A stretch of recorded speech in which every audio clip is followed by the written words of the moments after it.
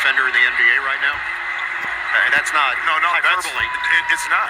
I mean, there's so many great guys that can play multiple positions, but to do it in clutch situations speaks volumes. I mean, Marcus Smart is right there with him. I mean, those two just know how to play. When it comes to the defensive end of the ball. Good luck next game. Jaren Jackson has gotten himself into that conversation. Yes. We saw it on display tonight on the 2 when he came and helped off the baseline his teammates with the block shots. Anderson back it out with 4:22 to go in this fourth quarter. Melton kick, Culver. And he's out of bounds. Let's check in with Jared. Well, this series has some connections. Jaren Jackson Jr. with Jordan Poole.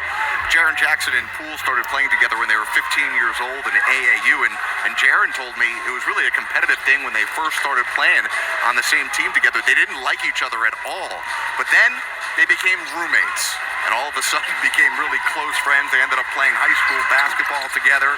But the one thing that really sticks in Jaren Jackson's side right now and in his mind is the fact that in his 1 year at Michigan State, Jordan Poole and Michigan went 2-0 against the Sparties. Jaren Jackson told me earlier in this series that he feels like this playoff series is the opportunity he's been waiting for to avenge that 0-2 college record against his now good buddy, Jordan Poole. You know what, Jared, that's great stuff. I got a chance to cover both of them, and you can't judge a book by its cover. And the same thing with you and I. I mean, I didn't really like you when I first started talking to you. This is getting real. But now I'm just enamored with your personality because you've been forced to be around me for 3 weeks. Well, Jim Stamos next to you is the one that's really I don't like. It's just him. Stat man to the stars. Yeah, Stat man to the stars. So I had to blame it on you. So that wasn't true? It wasn't true. Oh, you did like me? Yeah, I do. All right. I love you a lot. Jim, on the other hand, it's not right. Some work to do. He has no microphone to defend himself. And that's why I can say it. Good point. Nicely done.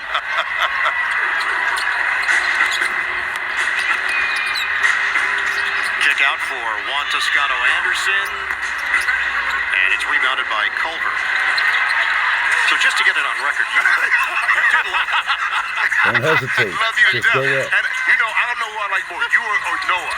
Because Noah's with me with the Clippers, and he's right behind me. Excellent point. My son. If nobody understands the sense of humor that you have and our banter back and forth, it is classic.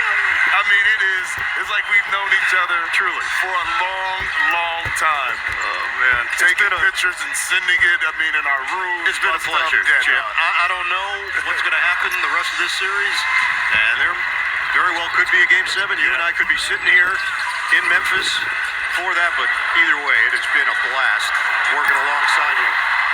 Off the window, Kyle Anderson. Ryan, if I could add to this, I just want to say, watching your relationship from afar, it's kind of like oatmeal in the morning. It just makes sense. It doesn't make sense for me.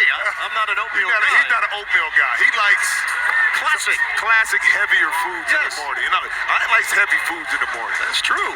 So I work out in the morning, so I can't eat heavy. I'm not saying that you should. Weird, humble brag from you. What do you mean? I'm just saying that's what I do. What? I mean, it was as if I asked the question, do you work out? I never asked that. You just provided the context that you don't want the heavy food. No, I don't want the heavy food. This is not what I expected. Well, we didn't expect to have this much field either with the game at 134 to 91. Yeah, we used to be friends.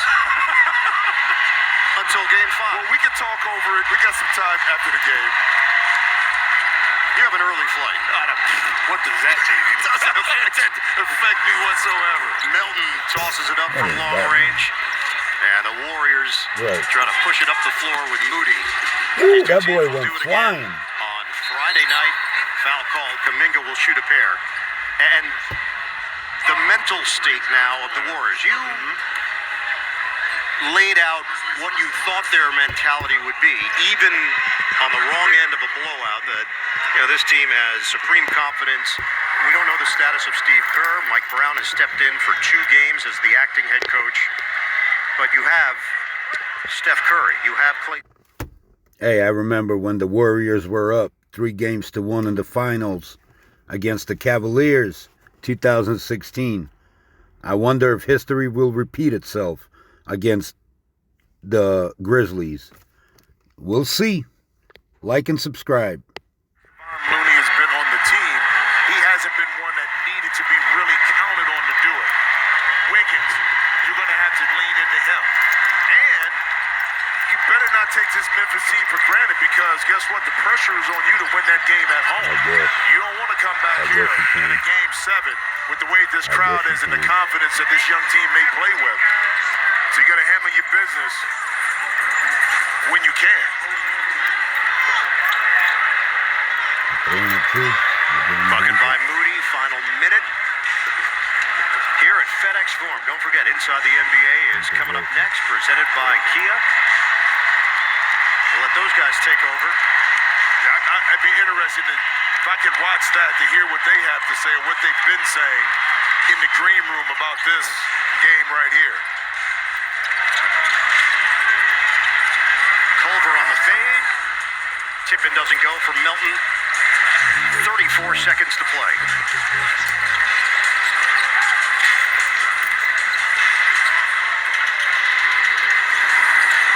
Lee leaves it for Kuminga, 10 on the shot clock. Golden State is not going to crack 100 tonight. And that's it. An absolute obliteration in Memphis. The Grizzlies blow out the Warriors, and they keep their season alive. A 39-point win. They avoid elimination. They force a Game 6.